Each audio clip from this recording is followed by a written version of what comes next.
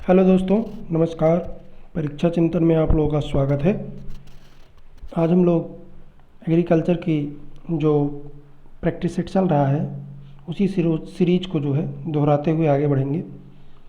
यह 1996 का previous year paper है, हल प्रश्न पत्र। इसको हम हल करेंगे।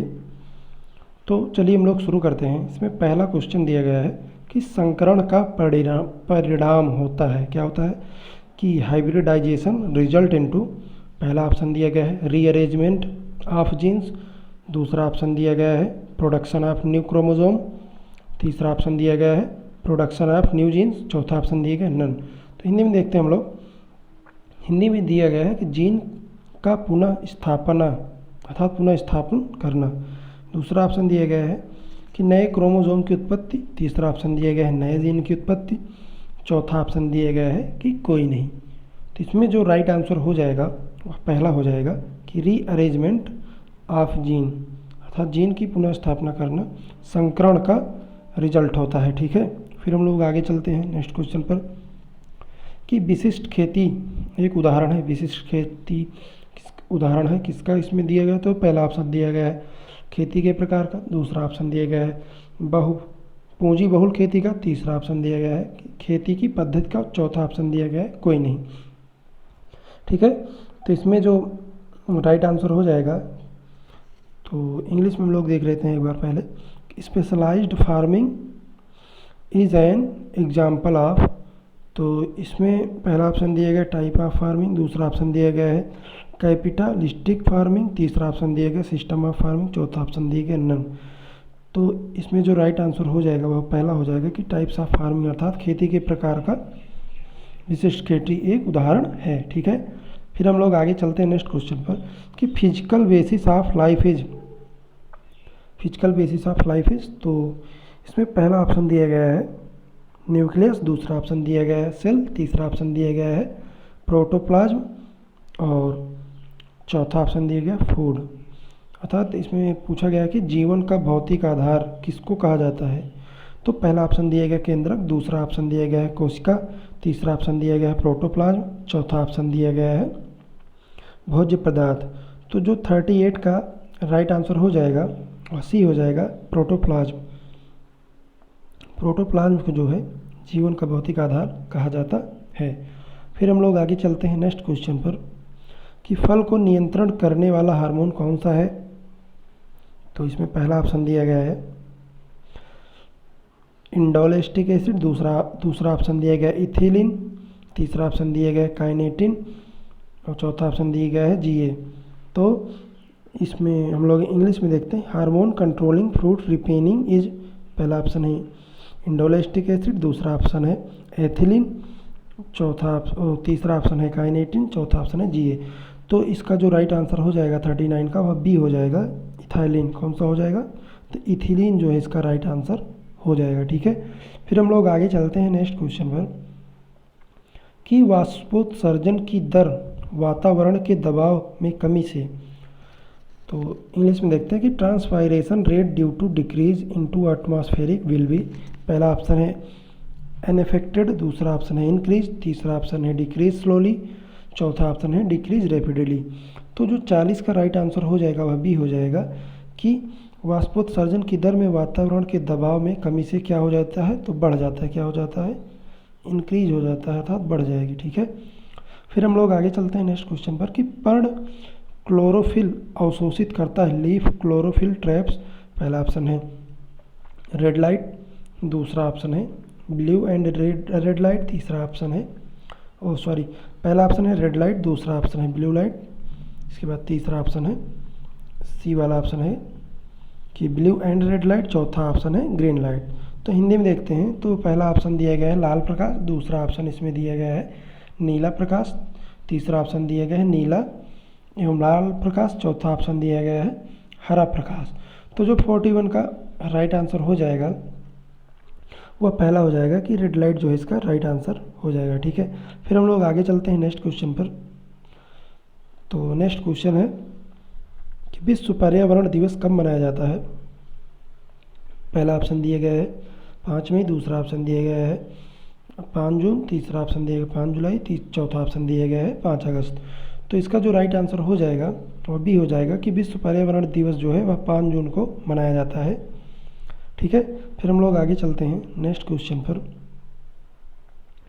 कि प्रतीप संकरण होता है। प्रतीप संकरण क्या होता है? Back cross is a cross between, तो फर्स्ट ऑप्शन है F1 into F2, second option है F1 इंटू रिसेसिव, और सी ऑप्शन है, तीसरा वाला ऑप्शन है F1 इंटू डोमिनेंट, और चौथा ऑप्शन है F1 इंटू एनी पेरेंट। अर्थात इसका क्या राइट आंसर हो जाएगा 43 का? तो 43 का जो राइट आंसर हो जाएगा वह डी हो जाएगा कि F1 इंटू एनी पेरेंट, अर्थात F1 इंटू किसी जनक का हिंदी में हो जाएगा। फिर हम लोग आगे चलते हैं नेक्स्ट क्वेश्चन पर कि द स्मॉलेस्ट आरएनए इज, सूक्ष्मतम आरएनए है, सबसे छोटा आरएनए किसको कहा जाता है इसमें से?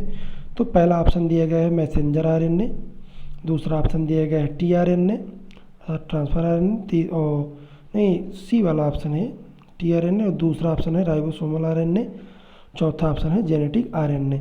ठीक है, तो जो 44 का राइट आंसर हो जाएगा वह सी हो जाएगा, टीआरएनए जो है इसका राइट आंसर हो जाएगा। फिर हम लोग आगे चलते हैं नेक्स्ट क्वेश्चन पर कि little leaf in citrus patterns of deficiency of, नींबू प्रजाति में लिटिल लीफ का संबंध होता है, किससे होता है? तो पहला ऑप्शन दिया गया जिंक, दूसरा ऑप्शन दिया गया है कॉपर, तीसरा ऑप्शन दिया गया है पोटास, चौथा ऑप्शन दिया गया है नाइट्रोजन। तो इसमें क्या राइट आंसर हो जाएगा? 45 में क्या राइट आंसर हो जाएगा? तो 45 में बी राइट आंसर हो जाएगा कि तांबा की न्यूनता से, अर्थात कॉपर इसका राइट आंसर हो जाएगा। फिर हम लोग आगे चलते हैं नेक्स्ट क्वेश्चन पर 46 the most suitable pair of fruit crop for a soil of 9.5 pH is, 9.5 pH मान वाली मृदा के लिए उचित फल युग्म है, क्या है? तो पहला ऑप्शन दिया गया है आंवला व कटहल, दूसरा ऑप्शन दिया गया है आंवला व जामुन, पहला ऑप्शन दिया गया है आंवला व कटहल, दूसरा ऑप्शन दिया गया है आंवला व फालसा, तीसरा ऑप्शन दिया गया है आंवला व जामुन, चौथा ऑप्शन दिया गया है आंवला व लोकाट। तो इसमें क्या राइट आंसर हो जाएगा? इसमें सी राइट आंसर हो जाएगा कि आंवला एंड जामुन जो है इसका राइट आंसर हो जाएगा। 9.5 pH मान वाली मृदा के लिए उचित जो फल युग्म है यह तीसरा माना जाएगा कि आंवला और जामुन जो है वह इसमें राइट आंसर हो जाएगा। फिर हम लोग आगे चलते हैं नेक्स्ट क्वेश्चन पर। जो नेक्स्ट क्वेश्चन दिया गया है कि फार्म पर एक महत्वपूर्ण अचल लागत है, one of the important fixed cost in a फार्मेज। तो पहला ऑप्शन दिया गया सीड कास्ट, दूसरा ऑप्शन दिया गया लैंड रेंट, तीसरा ऑप्शन दिया गया है प्लांट प्रोटेक्शन कास्ट, चौथा ऑप्शन दिया गया है फर्टिलाइजर कास्ट। तो हिंदी में देखते हैं ऑप्शन क्या दिया गया है कि बीज पर लागत पहला ऑप्शन है, दूसरा ऑप्शन है कि भूमि का किराया, तीसरा ऑप्शन है फसल सुरक्षा पर लागत, और चौथा ऑप्शन है कि उर्वरक पर लागत। तो जो 47 का राइट आंसर हो जाएगा वह बी हो जाएगा कि लैंड रेंट जो है वह इसका राइट आंसर हो जाएगा कि भूमि का किराया जो है यह एक महत्वपूर्ण अचल लागत है, फिक्स्ड कॉस्ट जिसको कहते हैं हम लोग। फिर हम लोग आगे चलते हैं नेक्स्ट क्वेश्चन पर कि निम्नलिखित में से सूक्ष्म पोषक नहीं है, which one of the following is not a micronutrient? First option है कॉपर, सेकंड ऑप्शन है बोरान, थर्ड ऑप्शन है सल्फर, और फोर्थ ऑप्शन है मैग्नीज। इसका क्या राइट आंसर हो जाएगा 48 का राइट आंसर सी हो जाएगा सल्फर, अर्थात गंधक जो है सूक्ष्म पोषक तत्व तो नहीं है। फिर हम लोग आगे चलते हैं नेक्स्ट क्वेश्चन पर कि फलदार वृक्षों पर पाले का असर कम होता है। पहला ऑप्शन है मल्चिंग द्वारा, दूसरा ऑप्शन है अंताफसली द्वारा, तीसरा ऑप्शन है सिंचाई द्वारा, चौथा ऑप्शन है सघन रोपण द्वारा। एडवर्स क्या कहते हैं? Adverse effect in frost on fruit trees in minimised by, first option है मल्चिंग, सेकंड ऑप्शन है इंटरक्रॉपिंग, थर्ड ऑप्शन है इरिगेशन, और फोर्थ ऑप्शन है क्लोज प्लांटिंग। तो जो 49 का राइट आंसर हो जाएगा वह सी हो जाएगा कि इरिगेशन के द्वारा, अर्थात सिंचाई के द्वारा जो है पाला का असर कम होता है फलदार वृक्षों पर। फिर हम लोग आगे चलते हैं नेक्स्ट क्वेश्चन पर कि the chlorophyll does not form in the absence of, first option है कॉपर, सेकंड ऑप्शन है मैग्नीशियम, सेकेंड ऑप्शन इसमें दिया गया है जिंक, थर्ड ऑप्शन है मैग्नीशियम और फोर्थ ऑप्शन है मैग्नीज। अर्थात क्लोरोफिल नहीं बनता है। तो पहला ऑप्शन दिया गया है तांबा की अनुपस्थिति में, दूसरा ऑप्शन दिया गया है जस्ता की अनुपस्थिति में और तीसरा ऑप्शन दिया गया है मैग्नीशियम की अनुपस्थिति में, चौथा ऑप्शन दिया गया है मैग्नीज की अनुपस्थिति में। तो जो 50 का राइट आंसर हो जाएगा वह हो जाएगा मैग्नीशियम की अनुपस्थिति में इस जो है क्लोरोफिल नहीं बनता है। फिर हम लोग आगे चलते हैं नेक्स्ट क्वेश्चन पर। जो नेक्स्ट क्वेश्चन है कि उत्तर प्रदेश में पर्वतीय मृदा का निर्माण हुआ। उत्तर प्रदेश में पर्वतीय मृदा का निर्माण हुआ। पहला ऑप्शन दिया गया है ग्रेनाइट एवं क्वार्टरजाइट चट्टानों से, दूसरा ऑप्शन दिया गया सिस्ट एवं ब्रायोटाइट चट्टानों से, तीसरा ऑप्शन दिया गया बलुआ पत्थर से, चौथा ऑप्शन दिया गया चूने के पत्थर से। तो जो 51 का राइट आंसर हो जाएगा वह बी हो जाएगा कि सिस्ट एवं बायोटाइट चट्टानों से इसका राइट आंसर हो जाएगा। फिर हम लोग आगे चलते हैं नेक्स्ट क्वेश्चन पर कि ग्राम समाज भूमि पर वातावरण प्रदूषण कम करने हेतु धन अथवा फलदान वृक्ष लगाने को क्या कहा जाता है। तो पहला ऑप्शन दिया गया है प्रक्षेत्र वानिकी, दूसरा ऑप्शन दिया गया है कृषि वानिकी, तीसरा ऑप्शन कृषि वानिकी दिया गया है, दूसरा ऑप्शन सिल्वी पास्चर और चौथा ऑप्शन दिया गया सामाजिक वानिकी। तो जो 52 का राइट आंसर हो जाएगा वह डी हो जाएगा कि सोशल फॉरेस्ट्री इसको कहा जाता है, जो ग्राम समाज की भूमि पर पौधे या प्लांट वगैरह लगाए जाते हैं, वृक्ष वगैरह। फिर हम लोग आगे चलते हैं नेक्स्ट क्वेश्चन पर कि कृषि आधारित जलवायु प्रभाग का मूल विचार तैयार किया गया। The concept of agro climate zoning was developed by, किसके द्वारा जो है यह तैयार किया गया। तो पहला ऑप्शन है वर्ल्ड बैंक, दूसरा ऑप्शन है यूएसए, तीसरा ऑप्शन है FAO, चौथा ऑप्शन है ICAR। तो जो 53 का राइट आंसर हो जाएगा वह हो जाएगा ICAR के द्वारा जो है एग्रो क्लाइमेटिक जोन को जो है डेवलप किया गया था। फिर हम लोग आगे चलते हैं नेक्स्ट क्वेश्चन पर कि सुपर फास्फेट में P2O5 का प्रतिशत कितना है। तो इसका जो ऑप्शन दिया गया है वो है 10%, दूसरा ऑप्शन है 16%, तीसरा ऑप्शन है 26% और चौथा ऑप्शन है 32%। The percentage of P2O5 in super phosphate is, first option जो है 10% दूसरा ऑप्शन है 16% और तीसरा ऑप्शन है 26% और चौथा ऑप्शन है 32%। तो जो 54 का राइट आंसर हो जाएगा वह बी हो जाएगा कि 16% जो है P2O5 जो है सुपर फास्फेट में पाया जाता है। फिर हम लोग आगे चलते हैं नेक्स्ट क्वेश्चन पर कि केले कणों का व्यास होता है। The diameter of clay particle is, पहला ऑप्शन है 0.2 मीटर, दूसरा ऑप्शन है 0.02 सेंटीमीटर, तीसरा ऑप्शन है 0.002 सेंटीमीटर, चौथा ऑप्शन है 0.002 मिलीमीटर। तो जो राइट आंसर हो जाएगा 55 का वह डी हो जाएगा कि 0.002 मिलीमीटर।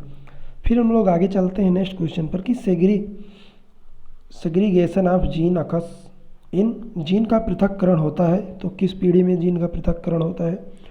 तो पहला ऑप्शन है F1 पीढ़ी में, दूसरा ऑप्शन है F2 पीढ़ी में, तीसरा ऑप्शन है F1 पीढ़ी के गैमीट बनने में और तीसरा ऑप्शन और चौथा ऑप्शन है F3 जनरेशन।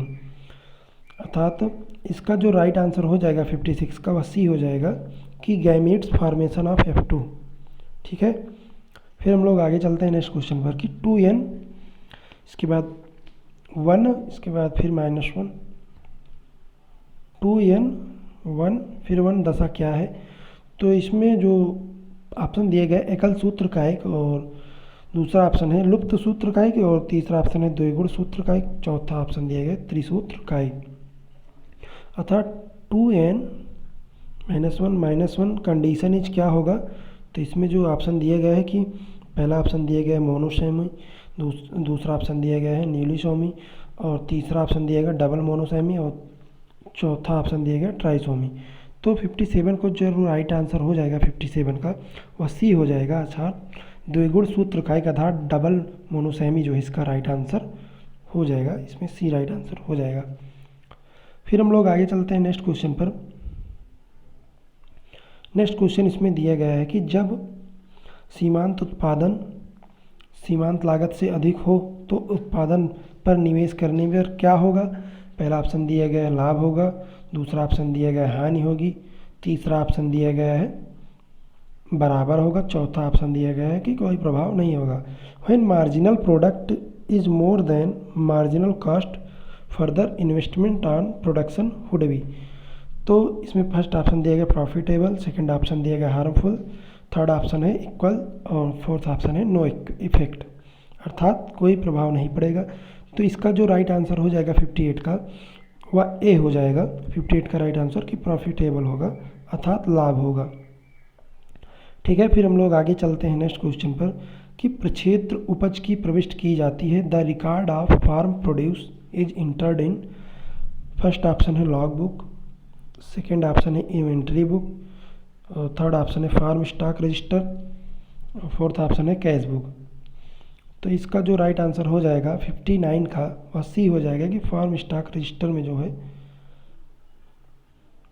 प्रक्षेत्र उपज की प्रविष्ट की जाती है अर्थात the record of farm produce entered is. तो वह जो बुक होती है वह फार्म स्टॉक रजिस्टर की होती है, उसी में जो है उसको लिखा जाता है, इंटर किया जाता है। फिर हम लोग आगे चलते हैं नेक्स्ट क्वेश्चन पर कि मूल्य सिद्धांत भाग होता है। Price theory is part of. तो पहला ऑप्शन दिया गया माइक्रो इकोनॉमिक्स, दूसरा ऑप्शन दिया गया मैक्रो इकोनॉमिक्स, तीसरा ऑप्शन दिया गया फार्म मैनेजमेंट, चौथा ऑप्शन दिया गया मार्केटिंग। तो जो 60 का राइट आंसर हो जाएगा वह बी हो जाएगा कि मैक्रो इकोनॉमिक्स। क्या हो जाएगा उसका राइट आंसर, तो बी इसका राइट आंसर हो जाएगा कि बृहद अर्थशास्त्र का। ठीक है, तो इसमें क्या राइट आंसर हो जाएगा, तो 20 का राइट आंसर हो जाएगा। फिर हम लोग आगे चलते हैं नेक्स्ट क्वेश्चन पर। तो नेक्स्ट क्वेश्चन दिया गया है कि टे येलो रोग का कारण है। Tea yellow disease is caused due to the deficiency of. तो फर्स्ट ऑप्शन दिया गया है मैग्नीशियम की कमी, सेकंड ऑप्शन दिया गया सल्फर की कमी, और सेकंड ऑप्शन दिए गए नाइट्रोजन की कमी, और थर्ड ऑप्शन दिया गया है कि सल्फर की कमी, और जो फोर्थ ऑप्शन दिया गया है वह दिया गया है कि आयरन की कमी। तो जो 61 का राइट आंसर होगा वह क्या हो जाएगा, तो वह हो जाएगा सी या राइट आंसर कि सल्फर की कमी के द्वारा जो है टी येलो रोग होता है। क्या होता है, टी येलो डिजीज होती है, टी येलो डिजीज होती है। फिर हम लोग आगे चलते हैं नेक्स्ट क्वेश्चन पर कि iron containing enzyme responsible for the biological nitrogen fixation is. अर्थात लौह युक्त एंजाइम जो जैविक नाइट्रोजन के स्थायीकरण के लिए जिम्मेदार हैं। तो पहला ऑप्शन दिया गया है नाइट्रेट रिडक्टेज, और दूसरा ऑप्शन दिया गया है नाइट्राइट रिडक्टेज, तीसरा ऑप्शन दिया गया है नाइट्रोजिनेज, और चौथा ऑप्शन दिया गया है पेरॉक्सीडेज जो है चौथा ऑप्शन दिया गया है। तो जो 62 का राइट आंसर हो जाएगा वह हो जाएगा नाइट्रोजिनेज। क्या हो जाएगा इसका राइट आंसर, कि इसका राइट आंसर हो जाएगा नाइट्रोजिनेज। फिर हम लोग आगे चलते हैं नेक्स्ट क्वेश्चन पर कि बीज के लिए पात गोभी की खेती सफलतापूर्वक की जा सकती है। Cabbage for seed production is successfully cultivated in. तो पहला ऑप्शन दिया गया है प्लेन्स, दूसरा ऑप्शन दिया गया साउथर्न हिल्स, और तीसरा ऑप्शन इसमें दिया गया है Himalaya high heels of Himalaya, चौथा ऑप्शन दिया गया है नन ऑफ दीज। तो हिंदी में हम लोग देखते हैं क्या है, तो पहला ऑप्शन दिया गया मैदानी क्षेत्र, दूसरा ऑप्शन दिया गया है दक्षिण के पठारी क्षेत्रों में, तीसरा ऑप्शन दिया गया हिमालय की ऊंची पहाड़ियों में, चौथा ऑप्शन दिया गया उपरोक्त में से कोई नहीं।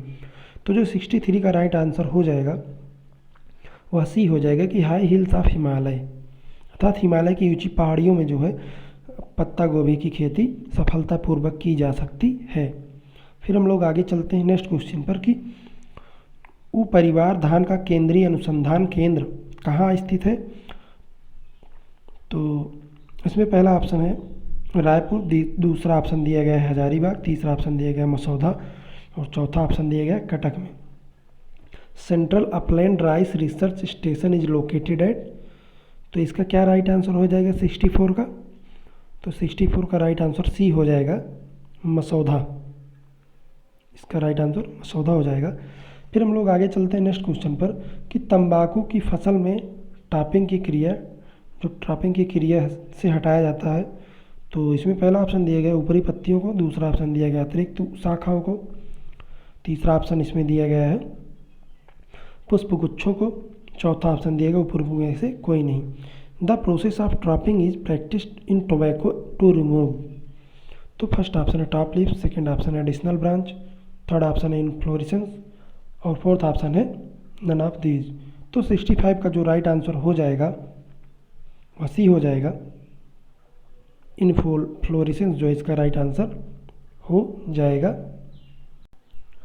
और इसी के साथ जो है हम यहीं पे वीडियो को समाप्त करेंगे, लेकिन इससे पहले हम आप लोगों से दो क्वेश्चन पूछेंगे एग्रीकल्चर का, कि आप लोग बताइएगा कमेंट बॉक्स में कि भारतीय दलहन अनुसंधान केंद्र कहाँ पर स्थित है और भारतीय शाक भाजी अनुसंधान केंद्र कहाँ पर स्थित है। तो आप लोग कमेंट करके बताइएगा और वीडियो को आप लोग लाइक करिएगा, शेयर करिएगा। इसी के साथ जय हिंद, जय भारत।